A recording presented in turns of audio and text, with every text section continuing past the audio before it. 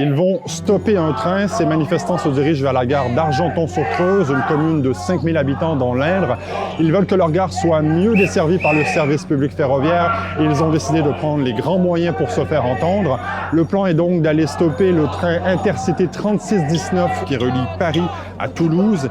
Il y a habituellement une dizaine d'arrêts sur ce trajet, mais pas dans cette gare. Depuis des années, nous assistons à une constante dégradation du service ferroviaire, des temps de parcours et subissons des suppressions de trains et de dessertes, et ceci toujours sans concertation avec les usagers et les élus locaux. En fait, on a l'habitude de stopper des trains ici à Argenton. On fait ça depuis 2018. À l'époque, la SNCF avait supprimé une desserte. Elle avait fait marche arrière devant la mobilisation. Mais aujourd'hui, l'offre de train ne répond toujours pas aux besoins des habitants. Ils ont découvert aussi qu'une nouvelle desserte est menacée.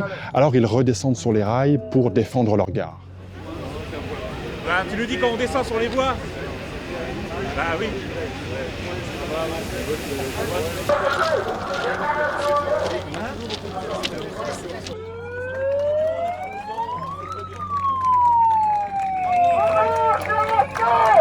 Des intercités pour Argenton!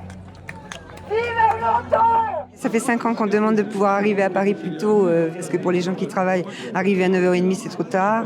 Entre le matin et le soir, on reste 8 heures sans intercité. Et puis, au départ de Paris, il nous faut un train de matin. Ce ne sont pas des trains supplémentaires, ce sont des dessertes. C'est pas très compliqué, quoi. Il faut qu'il y ait des trains pour les voyageurs, beaucoup plus, parce qu'il y a une réelle demande, une réelle prise de conscience par rapport à l'environnement. Et puis aussi pour l'économie de nos territoires, c'est extrêmement important.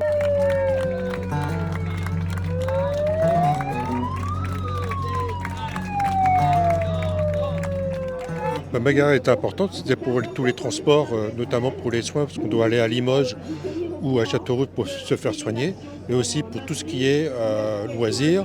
Par exemple, aujourd'hui, j'ai voulu prendre le train pour rentrer. Là, je prends le covoit. Bon, là, il y a cette action, mais j'ai vu que tous les trains pour rentrer étaient complets. Après, il y a peut-être des histoires d'horaires, de choses comme ça, mais bon, à mon avis, la demande est là. Je suis originaire d'une petite commune dans le nord du département où avant, il y a 30 ans, le train s'arrêtait et allait jusqu'à Paris.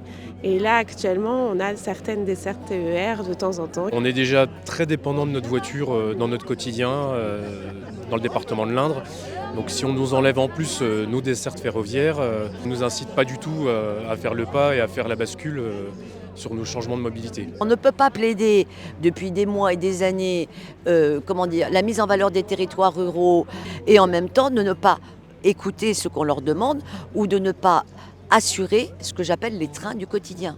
Il faut mettre en application les discours qu'on nous tient. Ces derniers mois, le collectif de citoyens a écrit au ministère des Transports et au président de la République pour leur rappeler leurs engagements en matière de transition écologique, de désenclavement des territoires.